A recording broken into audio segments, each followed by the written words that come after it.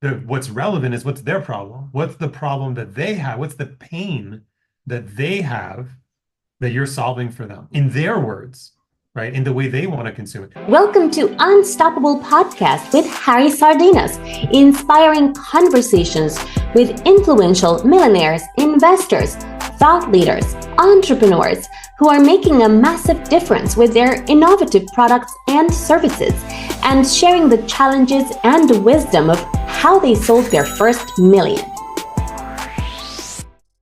But however, Jonathan, in the tech space, right? For you, what made you to create this project, Ren AI, and what it's about?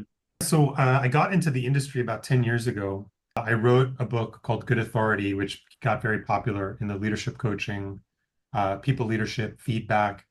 And we had a really good run, 6, 7 years, picked up a lot of big businesses, clients, did a lot of good projects, but we were always limited in our ability to scale.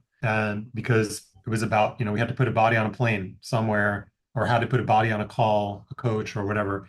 And so we had a good business, but it wasn't scratching the itch. What I really was hoping to do as an entrepreneur with these ideas is I really wanted to deliver them at scale.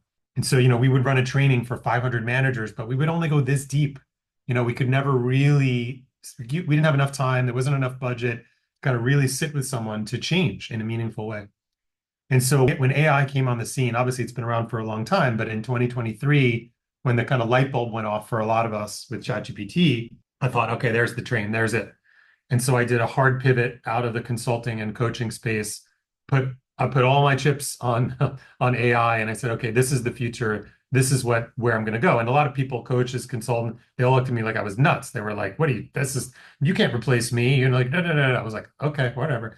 And so we started building this platform with one specific goal.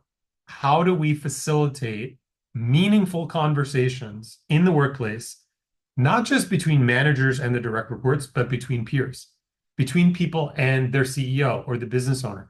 How do we facilitate those conversations that right now are either skipped or handled very poorly? Because we're so transactional in our world, we're on our phones all the time. We're used to now at this point a mode of communication that doesn't lend itself to curiosity, to understanding somebody else's point of view, reflecting on our own blind spots. So we've launched a tool with Wren to make it easier, right? It's not to replace you as a human, but to make it easier for humans in the midst of a busy workday to have the conversation that you're either going to skip or you're going to handle badly. And so you use Wren instead.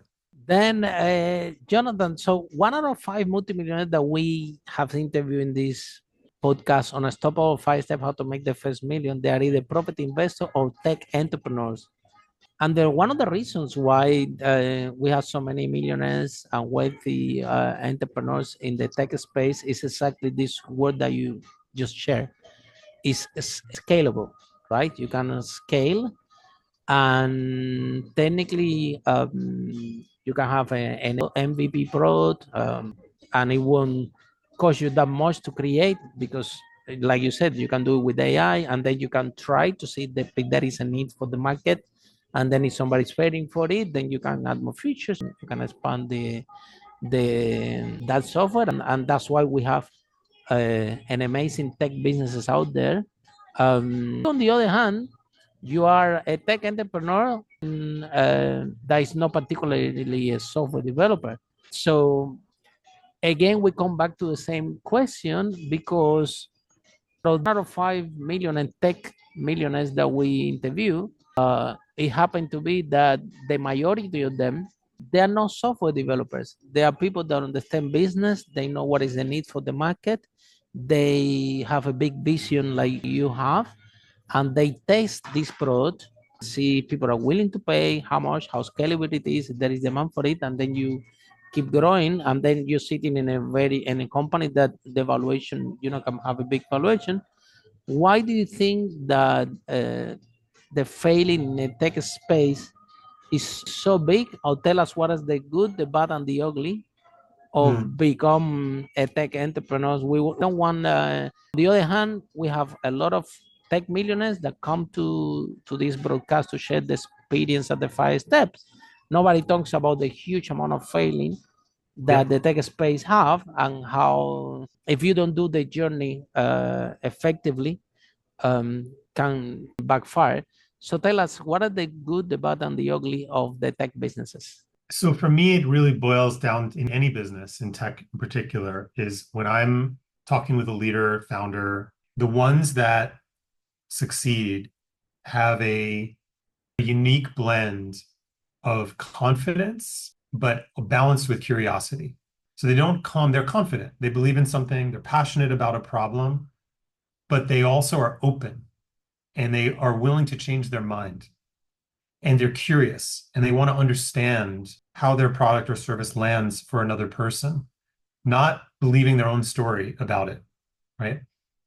And so there's a curiosity which translates to curiosity about who the right customer is, who the right employees are for your team, who the right leaders are, and what role you need to have in the organization.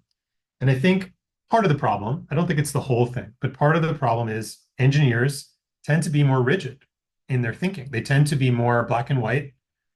And especially these days, it's all about ambiguity. It's all about uncertainty. It's all about nuance, right?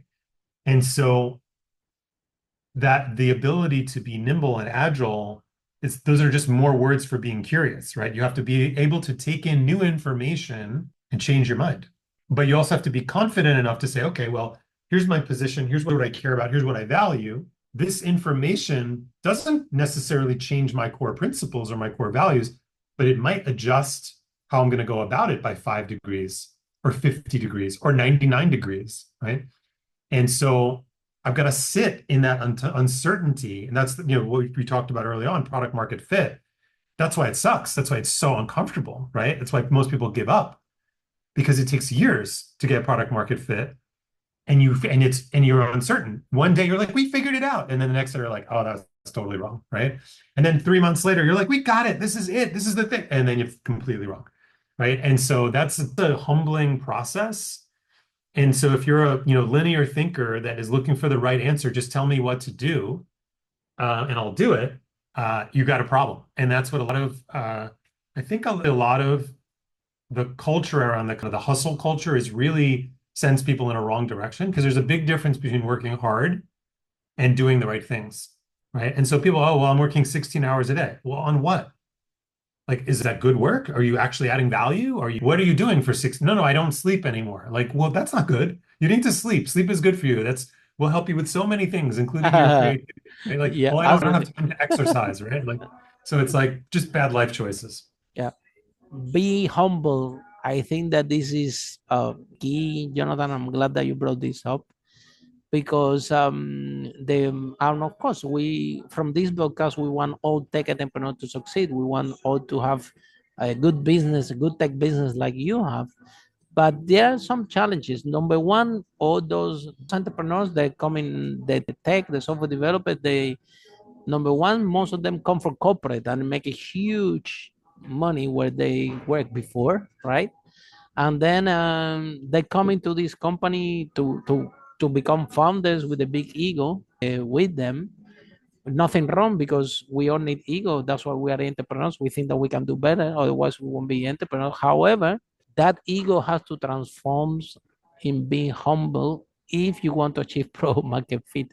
And the lot of problem that we have with the in the tech space is that we have the group, the developers, so the group of developers, founders, that they love to write code, and all they doing is writing code, and they think that that's the problem, that this new software will change the world, and writing code, and they're kind of developing the tool for themselves. Yeah. And they don't go out there and ask for the see what the market think about the product. And then even if the market doesn't agree with the product, then say, well, the market is wrong, because I'm a genius and this is Right. actually the problem. And like Yeah, this, that's you see they spend the money, then the money from the friends and family, remortgage the house, and they keep building this big elephant, avoiding to show this to the market, right? To see what is the market feedback. And then it comes worse. Then they have Jonathan, this big elephant, and they come to see me, Harry, help me to look for funding. I cannot sell this. Find me a VC. I said, look, you didn't create a tiny MVP to prove if it works. You create a big elephant that's good. And now to move this big elephant, you were talking about being dynamic, and now imagine to something that's small. You need to pivot several times in order to see what the market wants. Imagine a big software, a big engine, something that a lot of software developers. So in this broadcast, even the software developers that have become multimillionaires, when they come to the podcast, they spend the whole time talking about marketing, sales, what the client thinks. They don't talk anything about computer, that his code is amazing. Because at the end of the day, Jonathan, this is how it works in order to succeed. And sometimes if you become humble and you drop that ego and you do what Jonathan just shared, that product market fit is a long journey, it's a marathon, and a lot of mix of emotion is going to happen. It's not going to happen only to Jonathan. It happened to all the tech entrepreneurs that have been in this broadcast. No one, Jonathan, had come yet to tell me, Harry, you know what? You won't believe. I created the product. I invented like this. I took it for the market, and people bought it exactly how it developed it. I'm still waiting for someone to tell me this hasn't happened yet. You know what I mean? Well, and if you think about, the most popular entrepreneur in the world, Elon Musk, right? Like, didn't start Tesla, right? Somebody else started, a bunch of engineers who fell in love with their own code, right? Who were good at the technical parts, but were not actually solving a problem in the world in the way that he thought. He took it, he saw the opportunity, right? And he said, oh, wow, I can actually do something with this. These guys are just in the garage tinkering and doing whatever. And again, they started it, they made something amazing to build on. But if he hadn't come in with that other mindset, the sales mindset, the marketing mindset, the business development mindset, they would probably still be there, and we never would have had a Tesla, right? It would be some hobby thing and probably would have gone out of business. Like all the other car companies that tried to do an electric car, over the last 40 or 50 years, like they died, right? And that's the for someone we talked about up at the front is like, not for your own, it's not what your problem is irrelevant, right? What's relevant is what's their problem. What's the problem that they have? What's the pain that they have that you're solving for them in their words, right? In the way they want to consume it. And that's the most difficult thing, right? Like, I'm not going to sit here and say we figured it all out, but like that's the journey, is to be able to like get closer and closer to their pain in their language in a way that they can consume it. Follow us for more interviews with world's most influential, audacious entrepreneurs that overcame challenges and adversity, providing you with the blueprint of how they sold their first million so you can grow your business exponentially.